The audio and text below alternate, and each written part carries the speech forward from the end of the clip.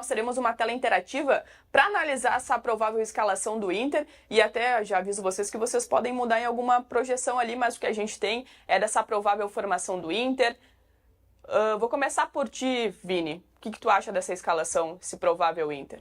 Eu confesso que até ontem no Sem Filtro a gente falou disso e algumas pessoas discordaram de mim, mas eu queria que o Inter jogasse com um time titular. E aí falaram da questão física, etc. Eu acho que ainda dava para esticar a corda um pouco mais. Se o Inter vence o Brasil de Pelotas e vence o Clássico Grenal, aí fica mais tranquilo de poupar nas outras rodadas, né, na sequência o time. Enfim, mas também considero a questão física aí que algumas pessoas apontam. Mas eu gostaria de ver esse time mais completo, mais próximo do titular. Embora eu entenda que a gente precise rodar os jogadores, que tem um Clássico Grenal no final de semana, acho que esse time do Inter precisa ainda de um pouco mais de corda esticada antes de um jogo tão importante. É um time que, assim, se a gente for analisar o desempenho do Inter nos últimos jogos, a gente pode entender que o Inter, a tendência é que não vença com tanta facilidade assim o Brasil de Pelotas. Por outro lado, pode ser um time que esteja querendo demonstrar bastante, né, para conseguir uma vaga no time titular. Então, que eu tô bem ansioso assim para ver, porque eu gostaria de ver o time titular, mas quero ver o que esse time misto aí pode render. Até para quem nos acompanha em Gaúcha 2, deixa eu passar rapidamente aqui o time que nós estamos projetando. Tem Antony, Aguirre, Rogel e Vitor Gabriel e Pablo. O Pablo sendo essa novidade na lateral esquerda. O meio-campo com Ronaldo e Thiago Maia. E aí nós temos Vitinho, o Gustavo, esse meio-campista que pode ser a novidade, Carboneiro e o Valência no comando de ataque. Até o Roger mantendo, né, por exemplo, o Antony entre os titulares, o Thiago Maia. Então esta é a provável formação do Inter. Munari, sobre esse time do Inter. Não, chama atenção esse garoto Gustavo, né? Que a gente não estava projetando que pudesse jogar. O Iago Noal, a informação que eu tô até vendo aqui em 0 hora a matéria do Rodrigo.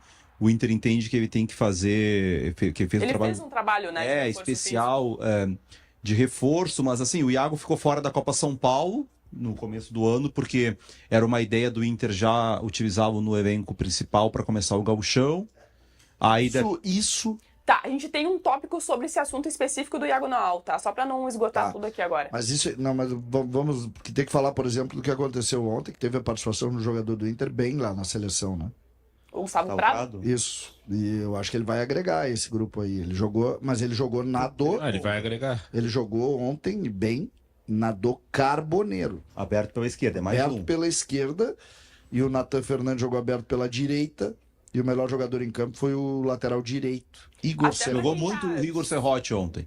Aí o Uruguai, que é amarelão, né? O Brasil com 1 a menos, o Uruguai foi perder o jogo também, né? Deixa eu só trazer um detalhe pra quem tá acompanhando, de repente, agora o Segue o Fio. O Gustavo que a gente tá projetando no meio campo é o Gustavo Santos, tá, gente? O Gustavo Prado tá na seleção, como a gente tá falando. Esse é o jovem, só para o pessoal que tá acompanhando agora. Mas é também um momento de colocar os jovens, Munari. Tu fala muito sobre isso, né? De usar o estadual pra... Tem que usar no gauchão. Eu acho que o Noal já poderia ter recebido alguns minutos, como o Mac recebeu, né? É que o Inter não teve jogos tão resolvidos assim, né?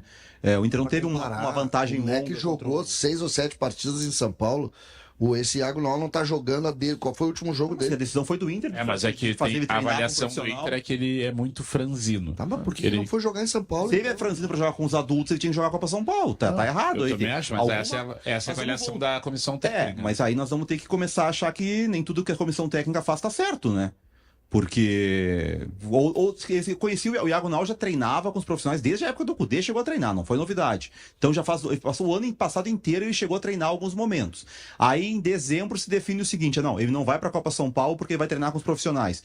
Aí em fevereiro tu descobre, não, mas ele tá franzino, ele não pode jogar ainda. Tá, nós vamos falar daqui a pouco mais sobre o Iago aí. Noal, tem um tópico específico sobre isso, mas a gente projetou essa escalação do Inter contra o Brasil, vamos projetar também esse Grêmio que vai encarar o Juventude, hoje às 10 horas da noite lá no Alfredo Jaconi, tem também essa tela interativa para a gente projetar e olhar também essa provável escalação do Grêmio, e a gente pode, aliás, nós vamos montar essa provável escalação do Grêmio, que tem a estreia, informação que foi trazida ontem pelos nossos colegas, o Marcos Souza e o Felipe Duarte, de que o Thiago Volpi será o titular. CCD, me ajuda aqui, vamos montar esse Grêmio para esse jogo. Bom, Volpi titular. Volpi, João Lucas, Gustavo Martins, Natan e Pedrinho.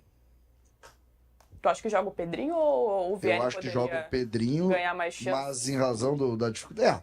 Vamos botar o Vieri. Boa. Vai Vamos botar o Vieri? Tá. É que o Vieri jogou todas as partidas. Né? Aí o meio-campo, acho Aí que o meio-campo, eu acho que o Cuejar vai mais uma vez. Cuejar. Daí vai Cuejar, PP e Edenilson aqui na direita. Improvisada, preciso dizer. Monsalve, André Henrique e Arezzo. Tá?